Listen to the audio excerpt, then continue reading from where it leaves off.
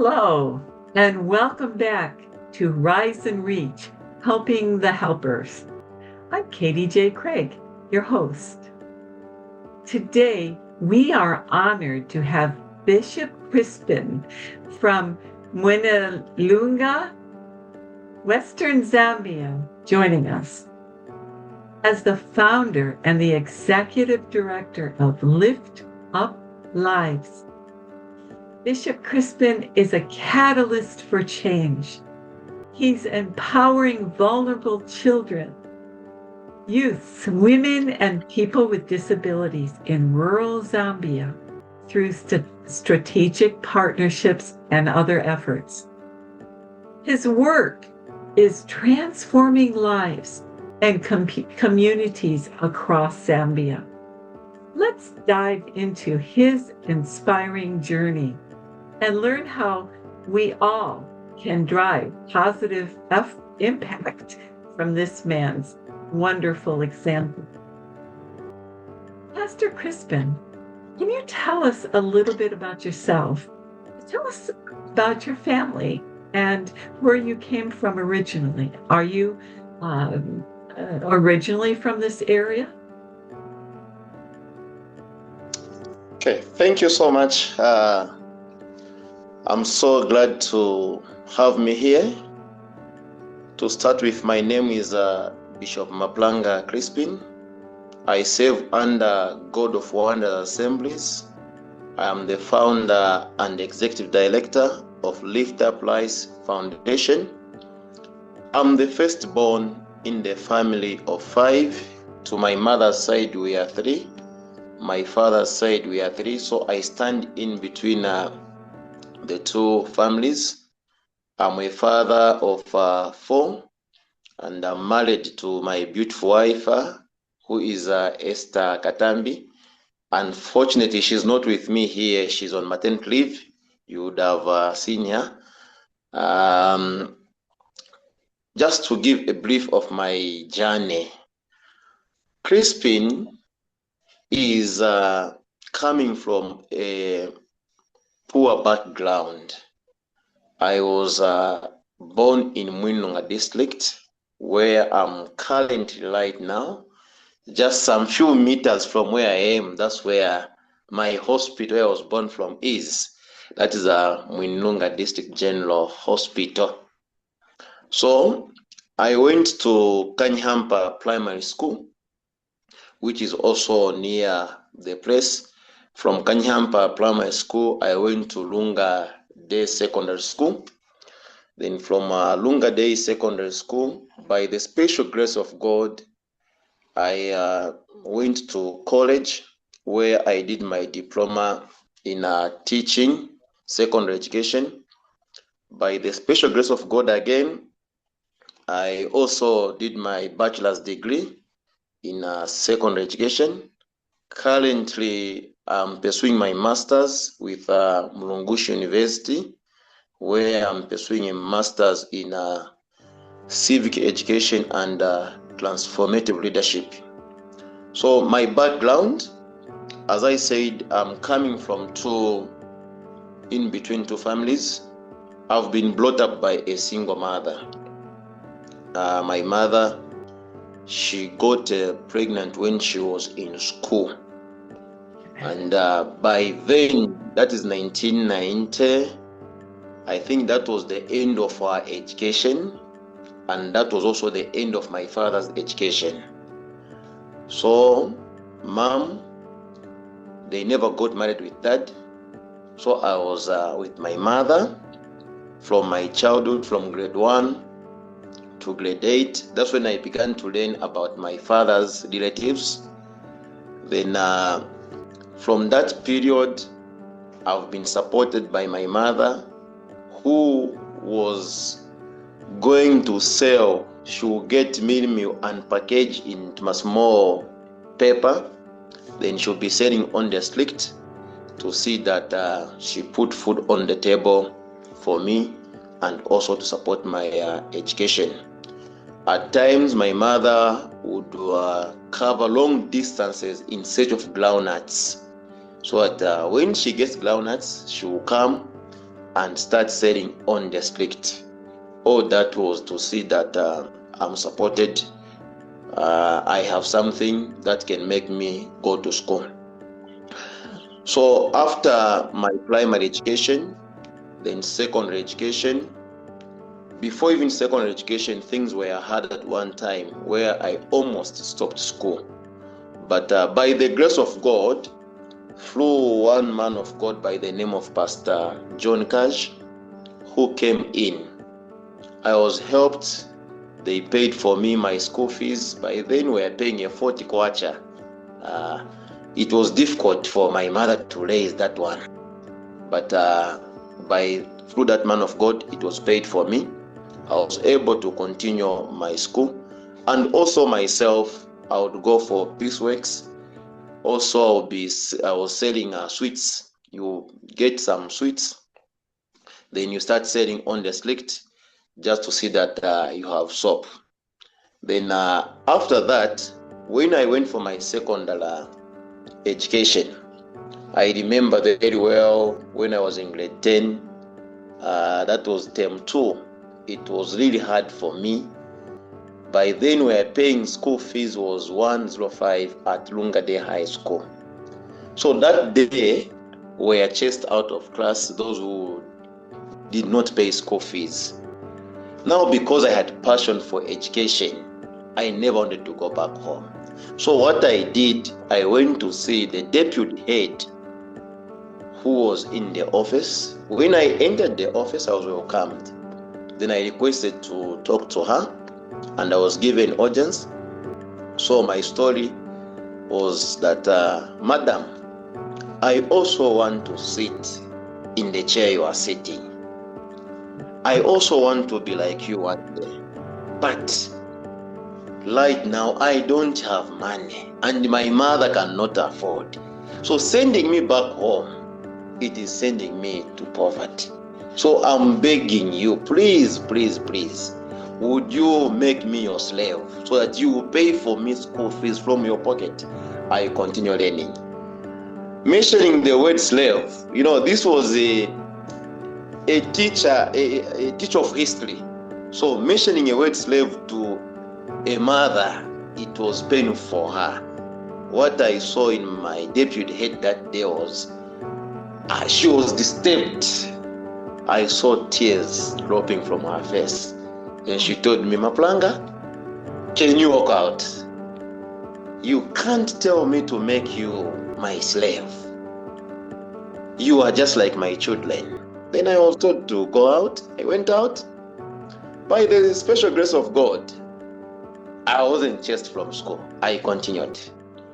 Until at one time she got transferred, the new management came in. They never knew my story. So it was difficult. I remember during time for exams, final exams, grade 12, I failed to pay exam fee. On the last day of entering for exams, I went to school, tried to negotiate with the guidance teacher and the accountant to say that I can be given time, but I was told to say there is no time. What you need to do is, can you go and look for money? So I left. I tried to look for money. There was no money. I went to church. By then I remember we had a program at church as a young boy. I went back to church. By the special grace of God, suddenly on a Saturday, I saw one of my fathers, the young brother to dad, showed up. I'm looking for you. Even when your father is not here, but we are your fathers. I have brought you money for exam fee. That's how I was like, wow, this is God at work. I went, I entered for my exams. I was able to sit for exams. Unfortunately, I couldn't make it where I can get 5 O levels. It was difficult. You are coming from a background where things are not okay. So studying all that was difficult. Even the house where I was coming from, not where we can have electricity like this. No, The house by then was something covered using glass. So I went back to school. From there, when I checked my results, I found that I never did well in some subjects, but I never wanted to give up. I said, no, I'll not give up. I did a piecework where I was working at a hammer mill. There I raised some few money. Also, by then I was a Sunday school teacher. I saw a hand of God where one of my Sunday school people went to talk to the parents. They used to call me Uncle Saint Mapulanga. That, no, Daddy, Uncle Saint Mapulanga need to enter for exams. Then I saw the girl coming with some money. I added on, went, entered for my exams. That's how I created my grade 12 certificate. But it was difficult. I had no hope of going to college because my background, all this time I was with my mother. I came to learn about my father. I came to see my father face to face. Face to face. That was 3 years ago. That's when I saw my father face to face. 3 years ago. But by the special grace of God, I love the man. He's a good man. You know, even when I was not taken care by him, but his brothers have been there to see that in little way they help. So I saw my father a few years ago. He's in Muchinga province. By the special grace of God, he's also a man of God. He's a pastor. He's also running a church, a big church actually. So that's when I saw my father. Now, after completing grade 12, I went back to ministry. So I continued with ministry in Mwinlunga. At one time, I left Mwinlunga, went to Sorezi, which is the headquarters of Northwestern Province. Then that's where God opened the door for me. There now I met this woman of God, blessed memory, Mama Dolof Maseka, who was the general overseer of the church where I'm currently, that is God of Wonder Assemblies. This was a sent by God. She called me, hey, Sonny, would you go back to school? And I said, Mom, you know what? I have my grade 12 certificate. I want to go to college. What do you want to do? I said, okay, I want to do theology. I thought, no problem. I'll look into it. After some days, I met a colleague, also a man of God. Then he gave me advice. Say, no, young man. First, go and do a skill or do a course that will make you earn a living so that you can help also others in the future than you going direct into theology. And I said, what do you think I can go? What do you think I can do? That you don't know. You are a teacher. You've been teaching by Sunday school. So you can also teach at school. I said, hey, in about 3-4, they spoke the same. I said, okay, wow, let me go and do teaching. I went back to my late general overseer. I spoke to her. She agreed to sponsor my education. That's how she began to pay for my diploma. She paid for all the 3 years when I was at college. She would call to encourage me. She would make sure that I do my level best at college. Then I graduated with a diploma in secondary education. Unfortunately, after my graduation, she died. But even when she died, the door was left open for me. That's what I know. Because even when she wasn't there, then there was her friend. I spoke to the man, said, you know what? my sponsor is gone, but I want to do my degree. And the man was like, Iwe, are you sure? Can you pay 50%? I said, okay, no problem. I can. That's how I was given a scholarship to do a bachelor's degree at 50%. I began also, whilst I'm struggling, pushing, I managed to do my bachelor's degree, then graduated in 2020. That is the time I was getting married in 2020 when I said I have to get married. By then, I was in Kalumbila district at Kisasa. Then, when I sat looking behind where I'm coming from and what God has done for me, then I said, what can I do? I have nothing to give back. I have no money to pay those who have helped me to be where I am today. Then God had to put it in my heart. Look around, those who are like yours. So that's how I said, okay, the best way I can do is to go back to the community. I need to help those who are like I was. While in Kalumbila district, whereas I was pastoring there, I remember going to Kalumbila during my time for TP in 2017. There I began a ministry under God of Wonders. I opened a branch there. I remember going almost 5 kilometers from where people are. That was in a bush to put up a branch there. I said, God, this bush, I want to see people here. And God did it. Today, as we are talking, hey, it's not a bush. There are a lot of people, and the church has even made the in the middle.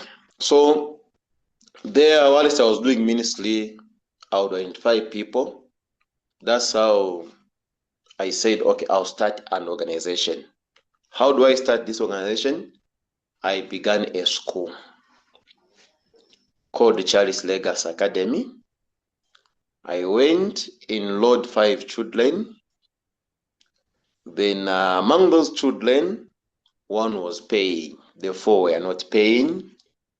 Then I began to enroll vulnerable children, orphans, then also those who had their parents who were able to pay.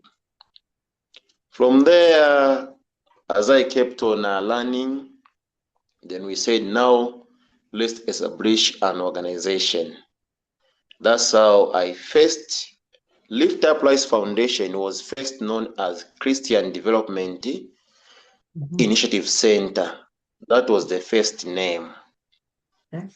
So the vision, the driving force behind this Lift Up Life Foundation, the vision is to have a society where every person in every family is holistically empowered to live a dignified and a purposeful life. And how do we do this? Our mission is to transform lives through education, health, skills empowerment, and environmental management, while using other strategies. So that's how this Lift Up Life Foundation was founded in the year 2019 in the land of Columbia district. By then, it was called Christian Development Initiative Center. Then in 2023, that's when we said, let's now register it. Let it be officially registered and we got registered under the National Youth Development Council.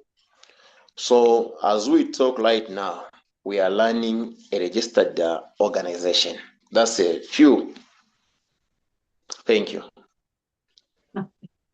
That is quite a powerful story that you just told of perseverance and just wanting to give back what God had, you had seen the hand of God provide, and you had seen Him provide the needs that you had through instrumental people with big hearts along the way. That's very impressive. So, Thank you. Bishop Crispin, would you tell me, the government has formed initiatives with on several fronts to help develop Zambia. And we know that Zambia has tremendous food shortages and high levels of poverty. And you are trying to beat that by empowering individuals. Now, has the government's initiatives been at all instrumental or helpful for you or over the last few years as you've built up your organization to where it is today? Do you see the Okay. government help or do you not accept government help? Okay. Thank you so much. From inception of Lift Up Life Foundation, we have never received any fund from the government. We have never received fund from any donor. In terms of funds, we have never received that. From the part of the government, the support that we have received is number one, registering our organization, then also writing a recommendation letter for us, which is a reference we can make to well wishers. That was done in the year 2024. But in terms of finances or any material from government, we have never received that before. Well, okay, so finances are a huge part of any birthing any organization. What are some of the other obstacles that the foundation is facing or has faced in the last couple of years as you've pulled it together? What are some of the Okay, thank you so much. The major challenges that we are facing currently as an organization is number one, it is financially. You know, as you may be aware, to run an organization that has a big vision, you need financial support to help you expand and to help you reach more vulnerable communities. So number one challenge we have as an organization is finance. Then number two, the challenge we have is that currently we are running a school in Mwinunga district, and the school we are running, we are operating in a rented place. So to say, we do not have our own structure as at now, but we have bricks which we had done 2 years ago. But again, it is coming to finances. Due to financial challenges, it is difficult to start constructing our own structures. Then at the same school, we have workers. I have some workers with me who are working at the school because I'm not found there. I only go there to see what is happening. Among these workers, I have about 2 male, then 3 female. Among these 3 female, there is one who is a widow, and also the other one, she's a single. The 2 are single mothers. These are teachers by profession. So the challenge we face is that raising funds to pay them their monthly earnings, it is sometimes a big challenge because some children we have at the school, they don't pay anything. These are orphans. These are vulnerable children. Yes. So they do not pay anything. Only a few who are able to pay. So what they pay does not allow us to see that we manage as a school the way it's supposed to function. So that is the challenge we have. Then the other challenge we have is that now also is the organization need partners. We need a lot of partners to come on board who are able to buy our vision and support it to see that we are able to reach more vulnerable communities in Mwinunga district, in Northwestern Province, and Zambia at large. So to mention challenges, those are the major challenges we are having as at now. So if ongoing challenges would be finances. And so one of the things I understand that in spite of the fact that you have this huge the Zambezi River, and then you have the hydropowered Kariba Dam, the country has been facing the inability to produce enough electricity, and almost half the population, at least in 2024, went without electricity for long periods of time. Is this currently an issue or not? Now, I understand right now is the rainy season. And so with it having more rains, do you still have the drought? And are you still facing issues with electricity that might slow down the progress of your people that you're trying to move forward? Okay, thank you so much. I like that question. That's a wonderful question. When we talk of the issue of electricity, that one is still a challenge. That is due to climate change. As you may be aware, last year we are coming from a background that our country experienced drought. So it affected the level waters in the Kariba Dam, which is the major source of electricity in Zambia.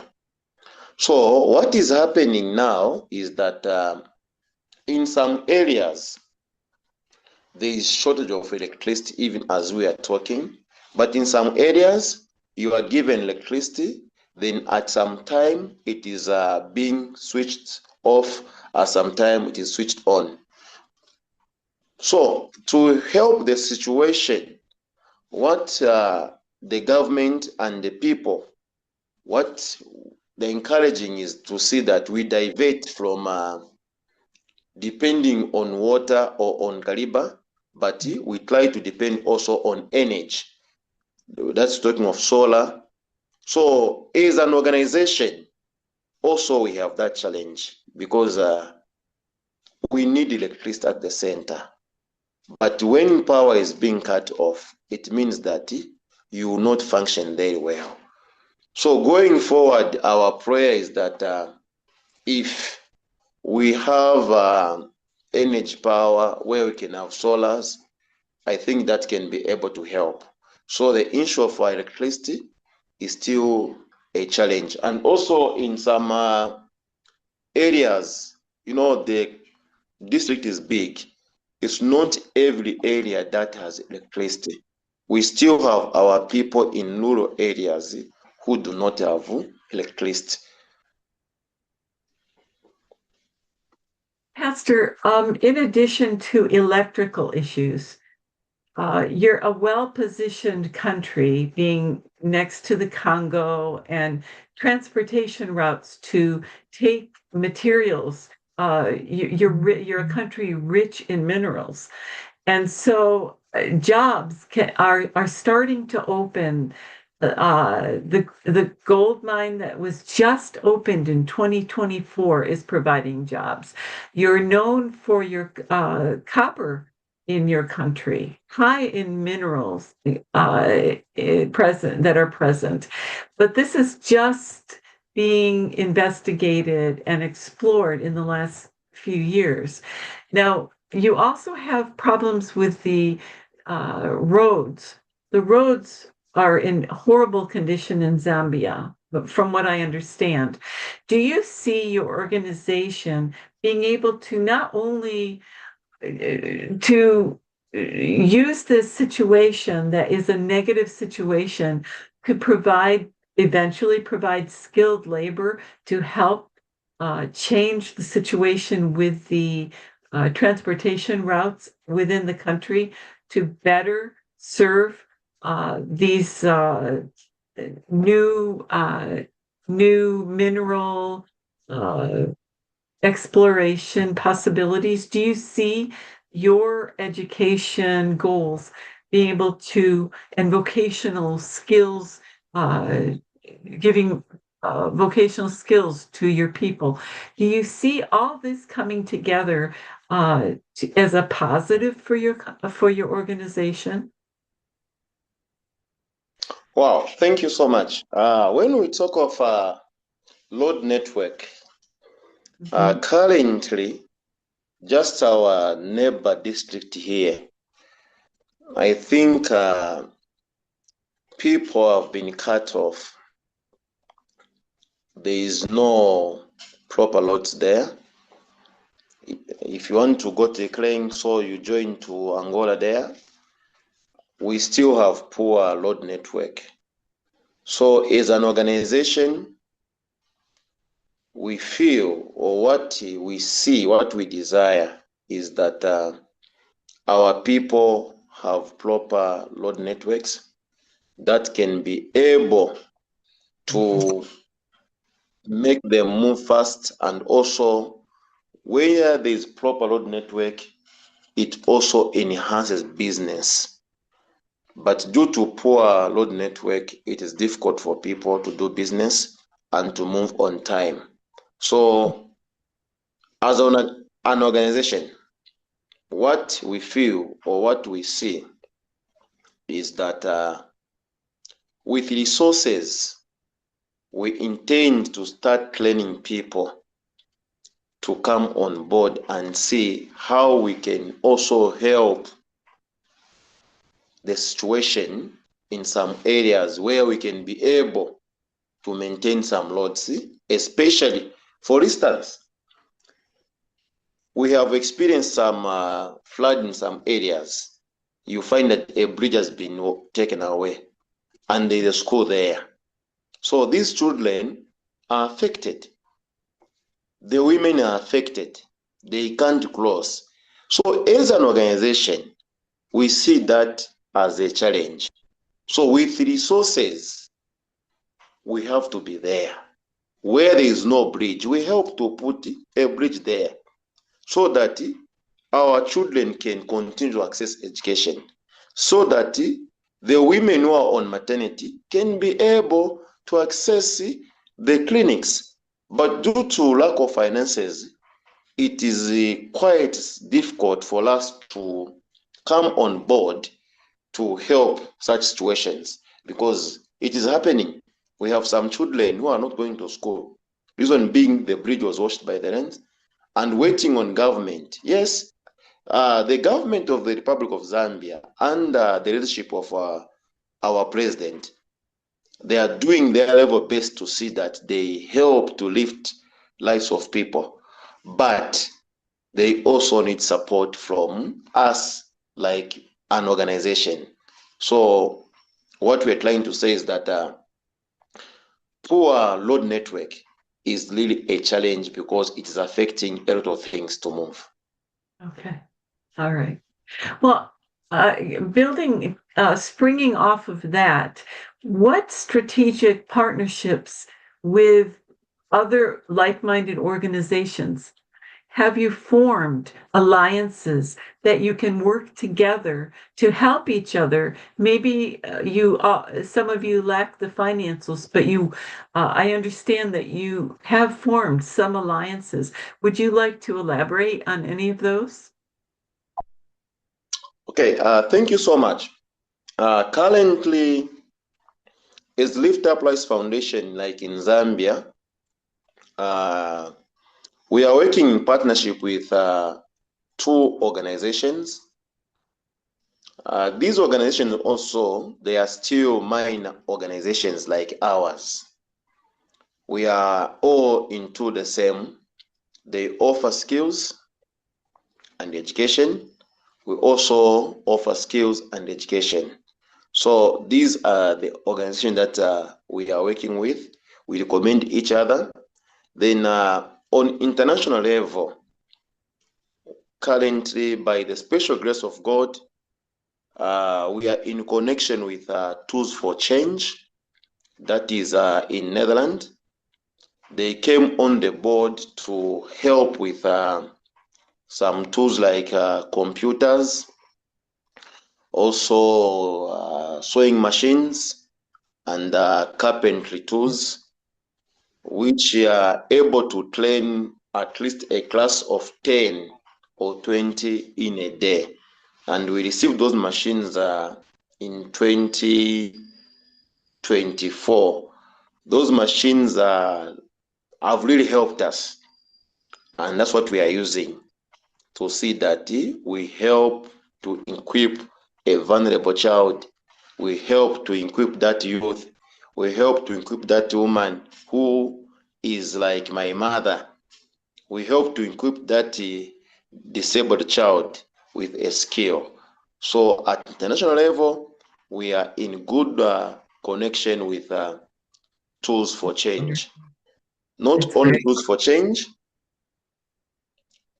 not only Tools for Change, then through our partner organization in Zambia, we also got connected to another organization in Israel, that is Good Deeds. Them, they send us t-shirts, which we use when we want to do some charity work on in the community. We put on those t-shirts. So those are the two organizations that we have come in contact with, but we still need more organizations to come on board to see that we can network and put forces together. We have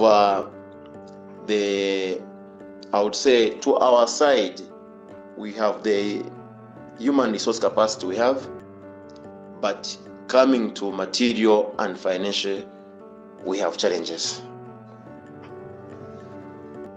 Doesn't it always boil down to money? It just, that's kind of the way it is, isn't it? So this is one of the reasons that we're having this podcast. Folks, if any of you are listening and you are touched by Bishop Chrispin's story and his perseverance and determination to make a difference, this is a good place for you to consider investing your hard-earned money and to see it put to good use and not wasted on bureaucratic nonsense. Bishop, I would like to ask you another question. What fields, I know you've partly answered this, what fields do you provide vocational education opportunities? You've kind of touched upon some, but what specific vocational fields and educational opportunities. I guess it's just a simple way to phrase this. Are you providing and will you provide in the future, the foreseeable future? Okay, thank you so much. To start with, currently, we are offering education support to vulnerable children and orphans in Kisasa community, that's Kalombe district, and also Mununga district. We are running a school called Dreams of Hope Academy. At Dreams of Hope Academy, we have a vulnerable child. We have also an orphan there. Then we have those who help us to fundraise a little that help us to pay rentals. As I mentioned earlier on, The structure we are using is not ours, we lent. Then, under the same education, we provide basic needs to these children. They need uniforms, they need books, they need shoes. So what we do as an organization, as the founder, I go around to mobilize, getting from my little salary. You provide these uniforms, you provide shoes, you give to the children so they go to school. So as at now, currently, let me say from the time we began to run the organization, we have so far helped more than 100 children. Then currently we have a number of children on our scholarship, which we are calling Rural Child Education Support. We have more than 30 children that we are taking care of under this project. Some are at our school, some are at government schools. So that is under education. Then also under education, we intend to give tertiary scholarships to vulnerable youth, young women, and young men. Why doing so? There are a lot of potential young women in Zambia, in Mwinunga district, who are failing to attain their tertiary education due to poverty or due to lack of finances where they're coming from. Now, being someone who is coming from such a poor background, it is on my heart to say that we sponsor a good number of these vulnerable young men and women so that they can be able to attain their tertiary education. Those who want to pursue studies in teaching, nursing, and other fields at higher institutions. As an organization, it is on our plan, or it is one of our objectives to see that they are provided with scholarships as we keep on trusting God to open doors for us. So to start with, we began in a small way. Currently, we have one who will be completing nursing. We started in a small way to see that she's helped to do her tertiary education. This is a young girl who is a single orphan. Why doing so? We've seen a lot of young men being involved into some activities that are not okay due to lack of support. We've seen a lot of young women who have been married off due to lack of financial support. But these are potential young men, young women who can do better things. So that is one thing. Then coming to skills, vocational skills. Currently, Lift Up Lives Foundation with support from Tools for Change, we are offering tailoring we start with the children, youths, women, and people with disabilities. We are also offering computer skills. We are also offering carpentry skills. Then we also add on entrepreneurship skills. Our vision is Lift Up Lives Foundation. We are saying that we desire to see a society where every person in every family is holistically empowered to live a dignified life. And how can we empower them? It is through education support. It is through giving them a skill. When you give them a skill, they will use that skill to earn a living. They will use that skill to support their families. So going forward, our vision is to have an independent, a big skills center. We already have a big land. about 10 hectares waiting for us to put up a skills center there. So we are believing God that with that land, one day there will be a big skills center there. And also for the school, we already have another piece of land somewhere where we intend to put up a primary school, then also a boarding school. So that even myself, currently, I just got employed in government 2 years ago. But my vision is not to contract for the government, is to serve the community, is to work for the people that God has called me to work for. But due to the background where I'm coming from, it is difficult. What do? I got a job in government. And the first thing I did was to get a loan to help me establish this school, which we are learning, so that I'll be able to see a vulnerable child and an orphan going to school. Then the other thing we are doing, the other activity we are doing, we call it Basket of Hope. Here we do charitable works, where we go around, we talk to people around the community, those who have some things like clothing they have been using, pre-owned clothing, even new. We bring them together, shoes and some food item. We give to the most vulnerable people in the community.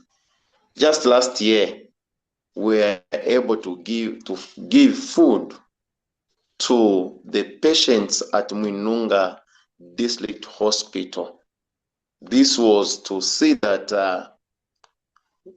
the patients who are coming from far areas, that they were surprised to see that our hospital is receiving people from Angola, some from Congo.